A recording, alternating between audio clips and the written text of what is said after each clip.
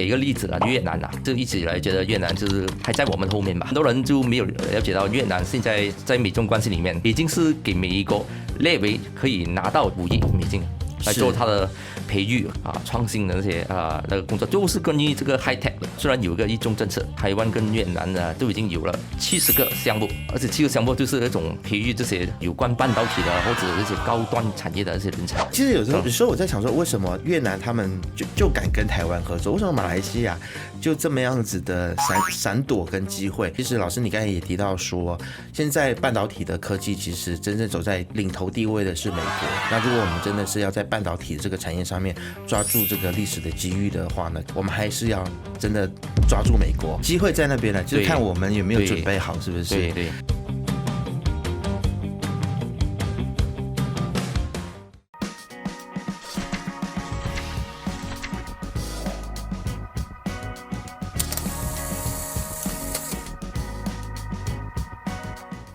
嗨，你好，我是能杰。这个时候你在收看以及收听的是由财经所制作的自由时事。那么今天呢，我们要聊的课题就是在中美的竞争之下呢，其实马来西亚要如何来面对我们接下来的一些经济局势？马来西亚的经济和产业，特别是我们的半导体产业呢，是否能够在大国竞争当中找到机会？其实我相信很多的朋友都能够认同这一点，就是中美关系呢，其实一直以来都是这个全球的政治以及经济的一个重要的关键啊。特别是这几年呢，中美在科技领域上面的竞争呢是越来越激烈了，然后这其实也改变了整个的供应链的版图。那么中美之间的竞争或者是合作，它其实是直接的影响到了这个中美企业在各国的投资的布局。那么在面对中美关系的各种的不确定的因素之下呢，其实我们马来西亚是否能够像刘振东所说的那样子抓住这个历史的机遇来创造大马第二次的经济腾飞呢？这个是我非常好奇想要知道的。另外一点就是我们是否能够在这个机遇当中也去成为一个重要的半导体的基地，我想大家肯定对于这个议题呢也非常有兴趣。半导体是不是我们马来西亚应该要再投注更多的资源的一个产业呢？那其实在美中竞争当中，我们其实一直说我们要中立但是事实上我们真的有做到中立吗？大马又应该如何将一手的好牌打得漂亮，而不是将一手好牌打得很烂呢？要回答这些议题跟探讨这些议题呢，今天我们很高兴的我们邀请到了马来西亚大学中国研究所的高级讲师李志良李老师来到我们节目当中，欢迎你。谢谢主持人大家好。是好，其实老师今天节目一开始呢，我真的非常好奇，我想问你的就是说，其实中美之间的这个竞争非常非常的激烈嘛，然后我们也看到很多的这个供应链从中国转移，或者是有很多的这个供应链呢，他们都在做所谓的去风险化就是 China +1 或是 +2 那刘振东就说呢，这个是大马第二次腾飞的一个历史的机遇。不晓得老师你是否也认为说，其实这个是大马的产业，或者是说大马的半导体产业是不是也有再次腾飞的这样子的一个机会呢？机会是肯定有了是不仅是马来西亚、越南菲律宾也要抢这个市场最靠近的邻国新加坡，他们一直以来就有做这个怎么说嘛 mature nodes 嘛 ，OK， 这种就先进制程跟那个成熟制程嘛，这两个这种 chips 嘛，就是比较老的这种chips 嘛，是肯定有这个机遇，但是是否我们能把这个机遇转为我们的比如第二次腾飞？这我们要做的这些工作就是所以就机遇不代表是一定是必然的结果了，应该说是就是机遇。机会在那边了，就是看我们有没有准备好，是不是？对。那其实今天老师我也想跟你谈，就是关于我们有没有准备好这件事情因为我相信很多人其实很明确可以看到说，马来西亚常常都会有很多很宏大的这个计划，但是往往我们的问题就是出现在所谓的执行力很像不太够。在半导体来说了我就不要说其他的产业了，因为其他产业有不一样的要求。那半导体产业它要求就是第一个最重要是劳工。因为你半导体那个厂如果你进去的话，有一个 clean room 那边，就是 clean room 就是一个那个房间，就是所谓的房间就是其实就是一个生产的一个无尘室，对，无尘室，它那个是非常修很干净。所以为了要保持这种干净，一粒尘都不能在那边，所以为了保持这个干净的话，需要24小时的人去看守。要有多少马来西亚人要做这份工作就是很长时间的这份工作，要轮班的工作，对，轮班的工作，而且是非常长的一个轮班的工作，可能是超过8个小时的。我们有没有这种人才？而且你要需要 technicians， 你还有 engineers， 就很大很庞大的。第二个就是我们的那个 resources， 就是我们的资源有没有电力，水量，他们就用很多了。半导体是比一般厂商都用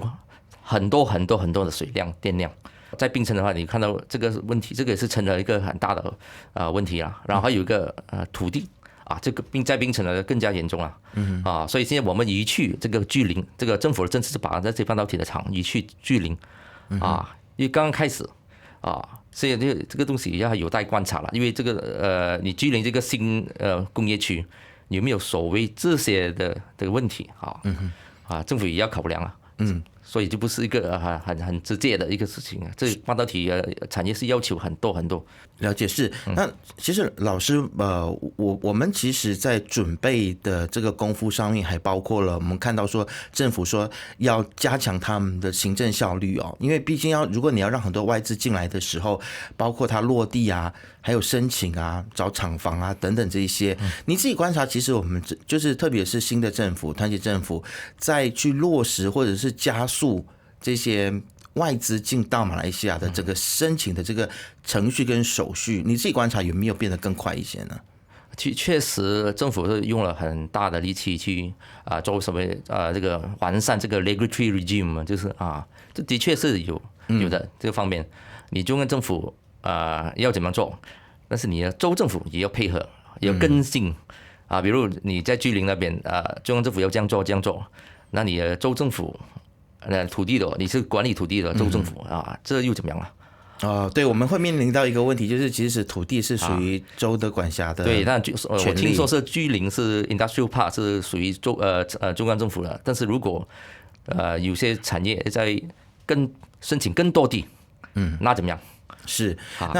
那其实这个我觉得它就是必须要是中央政府它跟州政府去协调的一件事情。那其实老师我也想要就是请教你的，就是说，因为你其实也是在教育这个行业嘛，那你可能也会有一些观察。你觉得说我们马来西亚在教育跟培训半导体人才这一方面，其实我们还有哪一些地方是可以去努力的？其实我在半导体这个培育的方面要做很大的改革对，是改革就是改革对。我们就给一个例子了，越南因为我们就一直以来觉得越南就是还在我们后面吧。那这个发展程度的方面来说考量的话，我们很多人就没有了解到越南现在。他把这个美中关系的那种美中这种竞争玩到极点，对极点就是全部就是为他所用，为他国力是国家的需求所用利益所用，所以比如你就在美中关系里面他拿到了美国的差不多5亿美金的，他是其中一个国家拿到6个国家里面，已经是给美国列为可以拿到这笔款的一个国家，5亿美金来做他的培育跟那个 innovation 创新的那些那个工作，就是关于这个 high tech 的 sector。虽然有一个一中政策，他们也很直截了当跟台湾寻求很多合作空间比如这个一个国家里面，越南一个国家里面，台湾单一个国家里面，台湾跟越南都已经有了70个项目，就是 education cooperation program， 就是教育的合作项目。单一个国家70个项目，你想想看，这个是27个项目，就是那种培育这些有这种有关半导体的或者这些高端产业的这些人才。我就估计看这个数据来说了台湾可能每一年有5-6千新的越南学生，所以他越南政府要固定要 target 比如大概2030年有10万个。所以你看如果每一年有增加5-6千人的话啦，这个 target 是可以达到了。而且越南也不仅仅只是跟台湾政府，他也跟台商一起合作，就是你所谓的这个train to work 那种 program， 就是你去了台湾接受教育接受这种 training， 然后过回来在越南的台商那个厂商那边工作。越南还有跟韩国商人航商日商也做类似同样工作，还更加比如说是美国啦，所以他们就把所有的能集中的那些资源全部集中在他手里。是。所以我们马来西亚有没有做到这种这个是值得大家思考的。这个可能可以问一下潘建成因为其实潘建成他其实也是想要把这马来西亚的学生送到台湾去进行培训，然后再回到马来西亚这边来工作。那他也希望能够将他的企业落地在马来西亚。但是他在我们 BFM 的另外一个节目的访谈当中，他也有提到说，其实他遇到的很大的一个问题就是马来西亚政府执行力的问题，所以他去年提出这个想法，到现在都还没有办法真正的落地老师，我其实在这个南洋商报就看到你有发表你这样子的一个想法，说大马经济倾向依赖中国，这不是一个长久之计，我国需要加强出口市场多元化的力度并把鸡蛋放在不同的篮子才是良策。其实刚才老师你也提到了关于这个越南的例子你觉得我们现在包括我们的半导体产业，是不是也应该要锁定多元的市场呢？我在另一篇的那个新加坡的那个 Think China， 那新加坡那篇呢，我已经说了，马来西亚现在的很努力，在半导体上面有做的这些努力，都是好像凭一国之能，就是我们自己国家的智能。我们的这种缺乏的就是外部的那种援助，那种联系或者这种 cooperation。你看越南就跟很多国家已经做了，这比我们早做了。我们半导体有自己的 ecosystem， 我们本应该是跑在越南的前面去做这个东西，但是越南就比我们早做了。你要明白，这个半导体是不是我们要就有的要用外部那些国家半导体 semiconductor powers 要肯跟我们合作，肯跟我们一起 technology 研发一些东西培训我们的人才。我们不能只是培训我们人才，是属于我们跟着我们自己的国家的 syllabus 培训我们人才。我们要跟着半导体这个产业需要的 syllabus 去培训人才，而且半导体产业是肯定外国的，要用这种 syllabus 才可以所以不仅对，所以其实东南亚不止我们一个国家啦，简单来说，大家都在竞争，都在抢这块饼。那其实要如何做到这个所谓的市场多元化呢？要跟不同的国家合作。刚才老师提到这个越南的例子，其实我在想说，其实越南它是不是得到了美国的信任，同时也得到了中国的信任？你知道，就是它能够真正站在一个有利的位置上面。那接下来我们可以思考说，泰国跟印尼，如果他们也跟着这么做的话，那我们的优势又在哪里呢？特别是其实我们也看到说，马来西亚能不能够去得到美国方面的信任这件事情上面，我其实打一个问号因为其实我们开放相当多的中国企业在马来西亚设立半导体的工厂，然后或者是让中国来这里所谓的他们的产品来这里洗产地，洗了之后呢，然后再卖去美国。甚至我有听到甚至也有一些中国的朋友来问我说，有没有门路来买到一些被美国制裁的晶片，透过这种地下经济的方式卖去给中国。我们其实马来西亚可以算得上是其中一个很大的一个所谓的在做这件事情，就是帮助中国去攻破美国的这个制裁的一个地方。这些种种的这些的现象，是不是会让我们失去美国对于我们的信任呢？因为你问题很广泛就要回答这个有几层面来说。第一个就我要搞清楚，我们就这个 semiconductor 跟 semiconductor related 是不一样的。是 semiconductor 就是直接做这个试剂生产，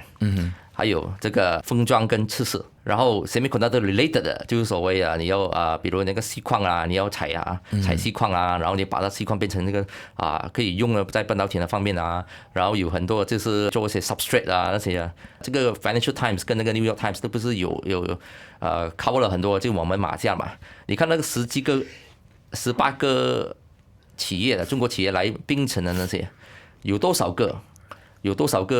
家是 semiconductor related 的？我看很多都是 semiconductor related 的，而不是做 semiconductor。所以你一直吸这种 semiconductor， 你可能只能吸到一个 ceiling，到一个顶线，你就不能再吸了，因为你根本不是做半导体的，他们只是在做一个 semiconductor related 的那方面。但是如果马来西亚要发展这一方面这样就不一样所以我们要搞清楚我们自己的目标是什么，我们要做半导体呢？还是半导体的 semiconductor related 呢？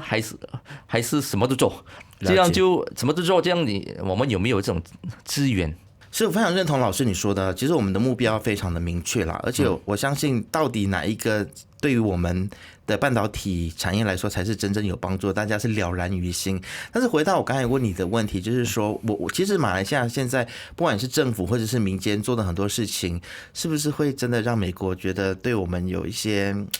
不太信任呢？对啦，这个以我的观察啦，现在美国呢还是对我们呢有一个极大的容忍度啦。还在那个处于那个方面， Okay. 虽然是不太高兴，但是还可以容忍，对，还可以容忍的这个okay. 因为毕竟我们是小国嘛。我美国现在面对其他的问题是更大的问题，他可能也还没有时间来处理我们这边的状况。所以他跟中国的关系已经够了，因为我们也要做我们自己的这个长远的一个计划。现在我们来的那些就是 semiconductor related 的 companies， 他们不处于什么不是大卡，不是 semiconductor 的公司，也不是他们的大卡啊。即便你来了几家那些封装测试的公司，也不是什么大卡啊。对于美国来说啦，但是你来了，如果你是 semiconductor chip producer， 你生产的那就不一样了。比如有一天如果你看到中国的 chip producer， 比如 SMIC 过来的话，这就变成不一样了，就变成这个 game changer 了。所以那时候美国就开始非常关注我们。而且现在美国已经有了新的制裁名单，你应该看了吧？这些新的制裁名单里面，全部都是做半导体有关的公司。所以你看，美国已经有现象是扩大它的制裁的那个名单哈，一些就中国制裁中国这个 entities 的这些公司的这些制裁名单，我们现在还没到那个点，所以你看到我们现在还是 feel good 了，我们还觉得哇什么都可以包罗万象都不可以拿了，因为我们到那一点。如果比如有一天那大的那个比如 SMIC 或者其他的大咖过来的话，中国大咖过来的话，那就不一样了。然后那就美国就对我们的 monitoring 就非常严格。是，但是老师，我一直觉得说，其实马来西亚的政府呢，可能是在不管是宗教的这个意识形态上面，或者是社会文化因素比如说以巴战争，还有人权的议题、性别平等的等等这些的课题，很像一直以来马来西亚都是站在美国的对立面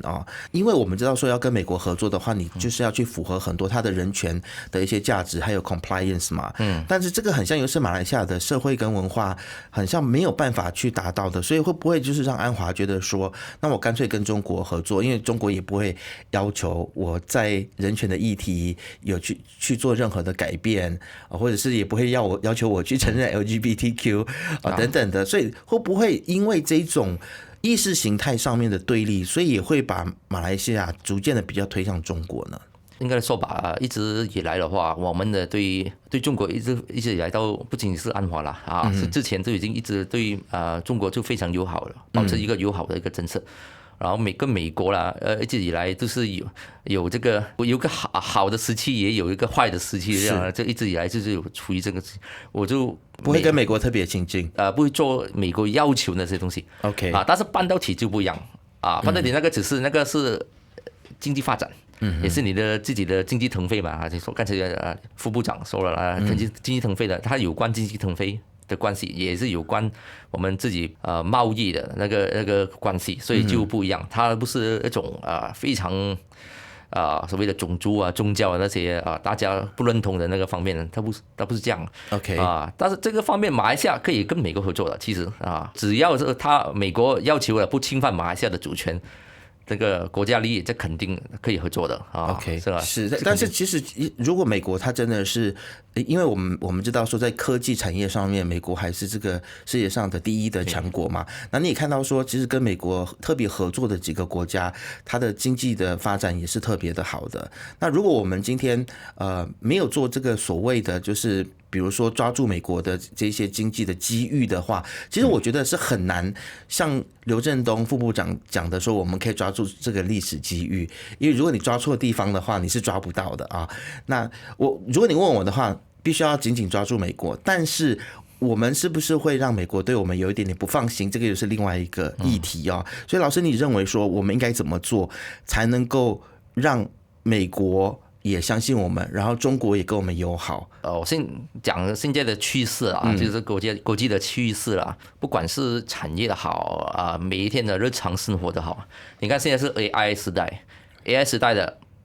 第一个研发出来的是什么？是哪一个国家？是美国，美企 ChatGPT 这些都是自媒体，然后是 NVIDIA 出了一个最新的 GPU 是30倍的那种力量，那个 Signal 可以接受30倍的力量，比它原来的那个更强。但原来那个已经改变这个世界，这个是完全是奠定这个世界是他们的领头羊的地位啊，对，领头的地位的。中国是有 AI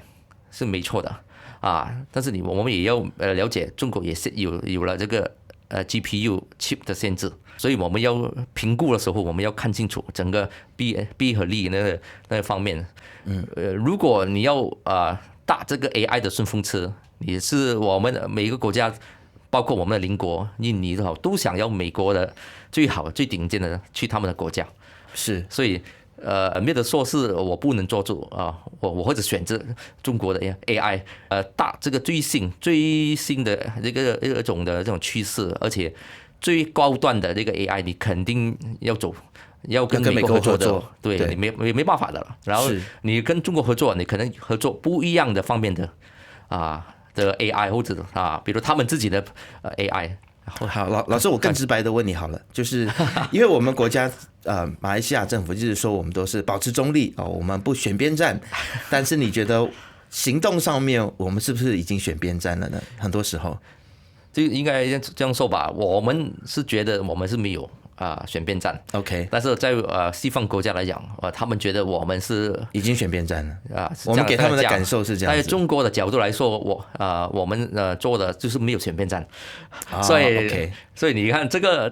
一种非常难受的这个，但是我们马来西亚是保持这种我们是很难就是美国走的走的亲近到这个程度，就是我们的把国家利益这些我们的文化就是都全部当掉，都不可能的事情了。马来西亚肯定会要维持自己的国家利益跟自己的文化宗教的这些都肯定会的。问题是我们怎么样跟我们邻国差不多是跟我们邻国呢比较一下因为我们邻国是非常，你看了印尼也是穆斯林国家，对美国的以色列跟哈马斯的态度他是反对，但是他也是一直要把这个加沙的这个停止了这个战争吧，所以他们做法可以不一样的好，老师你这么说我就明白了啦。其实我们真的是要让别人能够信任我们，然后我们要做到真正的中立啦。虽然我们嘴巴上面一直说我们中立，但是关键是我们也没有让对方觉得我们是中立的，那这个很重要。那其实老师你刚才也提到说，现在半导体的科技其实真正走在顶尖的、走在领头地位的是美国。那如果我们真的是要在半导体这个产业上面抓住这个历史的机遇的话呢，可能我们还是要真的抓住美国，然后看如何跟美国来合作。最后，老师还有什么要补充的吗？我不仅仅是抓住美国啦，你看日本韩国。刚才你说了，还没有节目开始之前的那个荷兰其实荷兰是一个很好的合作伙伴，是我们可以先与荷兰开始，做一个国家与国家之间的那个合作，甚至大家都不想谈的台湾，大家跟台湾合作就是一种非常忌讳的事情机会渺茫的事情，这些都是半导体的。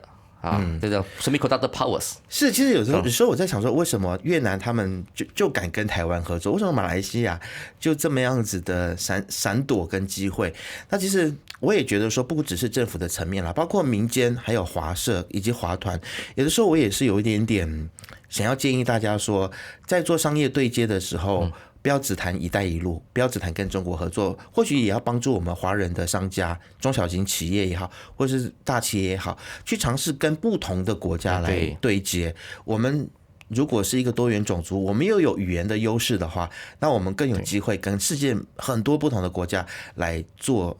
合作。世界上不只有中国一个国家了，因为你跟其他几个国家合作，就你跟每个国家拿的东西不一样，是拿的 benefits 不一样，这样子大家就是你就非常丰富了，你的经验、你的人才、你的